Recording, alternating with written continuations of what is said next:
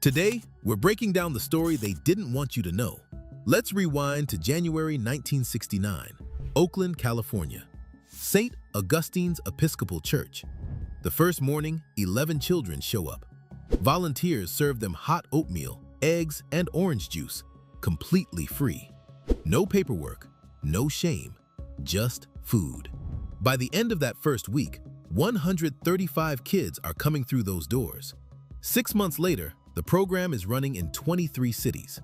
By the end of the year, the Black Panther Party is feeding more than 20,000 children every single morning.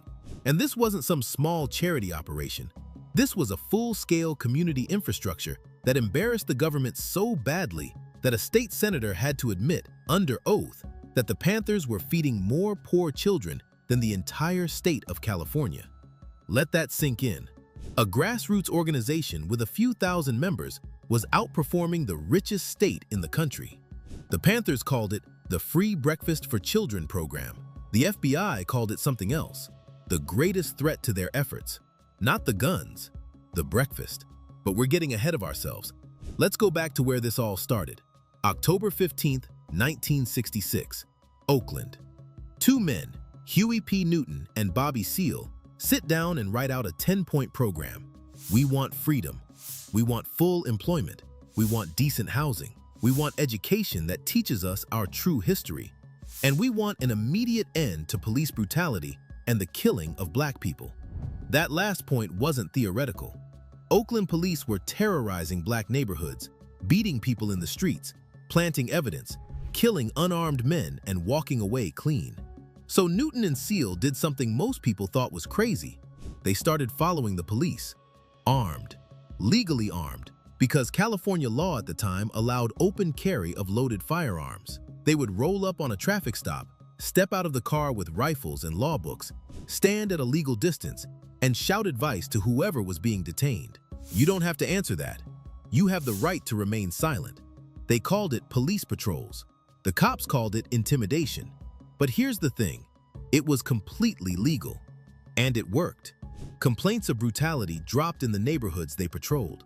People started feeling protected for the first time in years. Word spread, membership grew, and the California State Legislature lost their minds. May 2nd, 1967, 30 Panthers, fully armed, walk into the California State Capitol in Sacramento. They're protesting a bill that would ban the very thing they've been doing, loaded guns in public. The Mulford Act. The media explodes. Newspapers plaster their front pages with images of Black men and women holding rifles inside the government building. The photos are everywhere. Grim-faced, silent, threatening. That's the word they kept using. What they didn't mention was that at least 6 of those 30 people were women, but the cameras cropped them out. What they didn't explain was that the Panthers were there to read a statement defending the constitutional right to bear arms. That this was a peaceful protest. No shots fired, no violence, but the image was set. The Black Panthers were now the scary militants.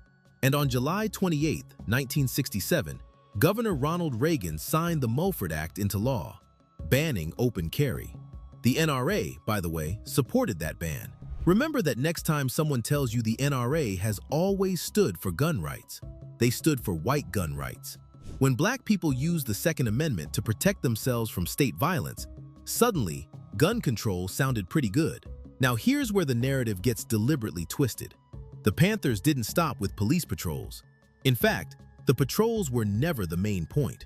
From the very beginning, the 10-point program was about survival, jobs, housing, healthcare, education. By 1970, the Panthers were running more than 60 different community programs. Free breakfast was just the most famous one. They opened 13 free health clinics across the country. Not basic first aid, full medical clinics staffed by volunteer doctors and nurses. They tested over 50,000 people for sickle cell anemia, a disease that disproportionately affects Black people and was almost completely ignored by the medical establishment. They distributed free groceries to families who couldn't afford food. They offered free legal aid to help people fight wrongful evictions and police charges. They started liberation schools to teach Black history that wasn't being taught in public schools. They even created free ambulance services in communities where ambulances just wouldn't come. And this wasn't happening in one city.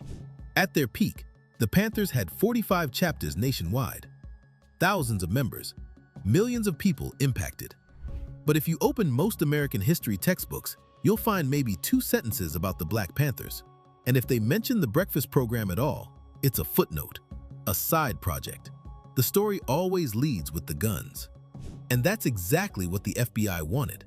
In July 1969, FBI Director J. Edgar Hoover stood before Congress and said this: "The Black Panther Party, without question, represents the greatest threat to the internal security of the country." The greatest threat. Not the Klan, who were still bombing churches. Not the fascist extremist groups organizing across the South. The Panthers. Why? Because they were feeding children? Actually, yes. Internal FBI memos, declassified years later, said the breakfast program was potentially the greatest threat to efforts by authorities to neutralize the Panthers and destroy what they stand for. Read that again. The breakfast program was the threat, not because it was violent, because it was working, because it was creating loyalty. Because when you feed someone's child every morning, they start to trust you more than they trust the government. And that was unacceptable. So the FBI launched COINTELPRO, the counterintelligence program, a coordinated campaign to infiltrate, disrupt, discredit, and destroy the Black Panther Party. And they didn't just spy, they acted. They sent forged letters to rival organizations claiming the Panthers were planning attacks, hoping to start wars between groups. They spread rumors that the food at the breakfast programs was poisoned. They raided breakfast sites while children were eating, terrorizing kids and volunteers. They planted informants inside the party to sabotage operations and report on every move. And when disinformation wasn't enough, they used violence. Between 1968 and 1971, more than 20 Panthers were killed by police. More than 1,000 were arrested. Offices were raided. Leaders were targeted. And the most brutal example of all happened in Chicago. December 4th, 1969, Fred Hampton was 21 years old, deputy chairman of the Illinois chapter. Charismatic, brilliant organizer. He had done something the FBI feared more than anything. He built the Rainbow Coalition. Not the one you're thinking of. This was 1969. Hampton brought together the Black Panthers, the Young Patriots, a group of poor white Appalachian migrants, and the Young Lords, a Puerto Rican organization. He convinced them they had a common enemy: poverty, police violence, systemic oppression. And they started working together. In Chicago, in 1969, a multiracial coalition of armed revolutionary groups working to feed and defend their communities. The FBI could not let that stand. They had an informant inside Hampton's inner circle, William O'Neill. The night of December 3rd, O'Neill drugged Hampton's drink. Then he provided the FBI and Chicago police with a floor plan of Hampton's apartment. At 4:40 in the morning on December 4th, police kicked in the door and opened fire. They shot more than 90 bullets into that apartment. The Panthers fired one. Maybe two. Mark Clark, another Panther, was killed instantly. Fred Hampton never even woke up. He was shot twice in the head while lying in his bed next to his pregnant fiancée. The police called it a shootout. They said the Panthers fired first, but the evidence told a different story. Bullet holes only going in, no bullet holes going out. A federal investigation later concluded it was not a shootout, it was an assassination. In 1982, the city of Chicago and the federal government paid $1.85 million to settle the lawsuit brought by Hampton's family. They didn't admit guilt, but they paid. And here's the thing. Fred Hampton's killing wasn't an isolated incident. It was part of a documented pattern. By 1969, 233 of the FBI's 295 operations targeting so-called black nationalist groups were aimed at the Panthers. They weren't just trying to arrest criminals, they were trying to eliminate a political movement. And a lot of it worked. The raids, the arrests, the murders, the infiltration. It created fear, paranoia, internal conflict. By 1971, the party was fracturing. Huey Newton and Eldridge Cleaver, two of the most prominent leaders, split over strategy. Should the Panthers focus on community programs or armed revolution? The argument turned violent. People died. Hundreds of members quit. The organization began to collapse from the inside. And while some of that was due to FBI pressure, some of it was real. The Panthers were human. They made mistakes. There were genuine criminal acts by some members. Newton struggled with addiction. Internal discipline sometimes crossed into violence.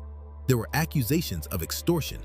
The 1974 case of Betty Van Patter, a bookkeeper found dead, haunts the party's legacy. These things are real. But here's what's also real. None of that erases what they built. And none of that justifies what was done to them.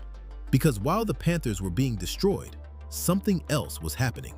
In 1975, Congress permanently authorized the expansion of the Federal School Breakfast Program, a program that had existed as a tiny pilot since 1966, but was barely funded and rarely implemented.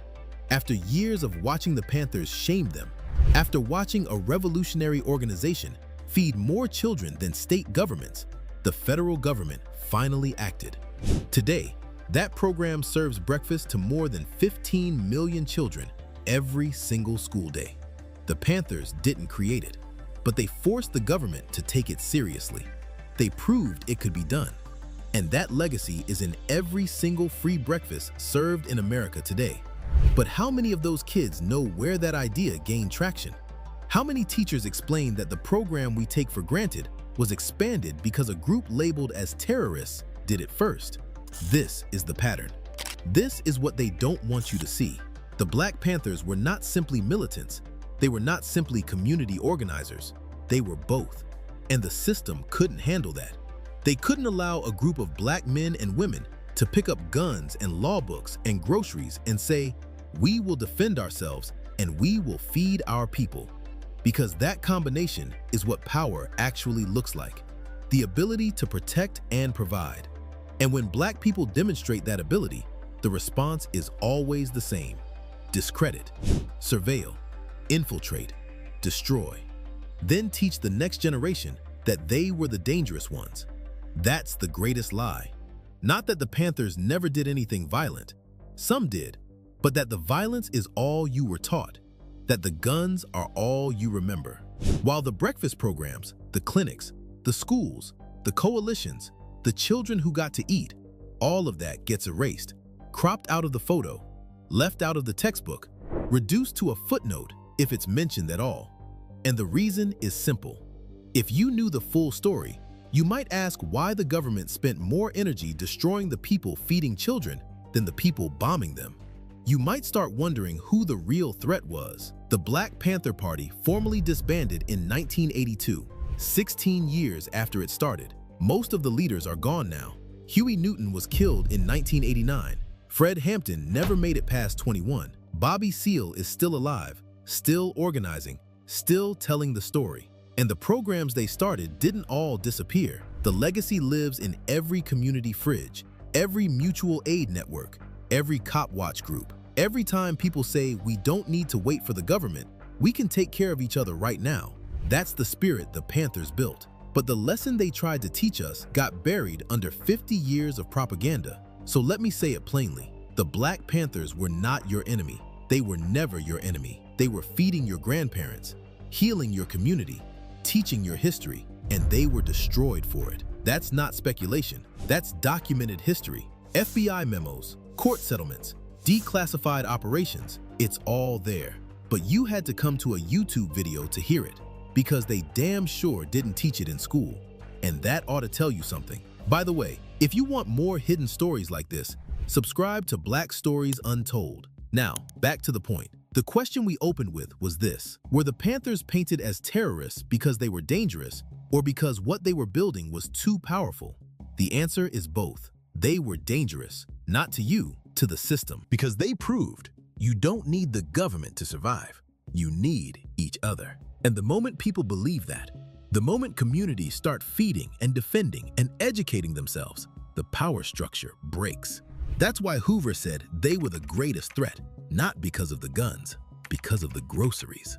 Not because they wanted to destroy America, because they wanted to build something better. And they were succeeding until they were stopped, until they were erased, until all you were left with was the image of a man in a beret holding a rifle, frozen in time, stripped of context, drained of meaning, and sold to you as a villain. But now you know the rest of the story. Now you know what they fed, who they healed, what they built, and what it cost them. The Black Panther Party wasn't perfect, but they were real.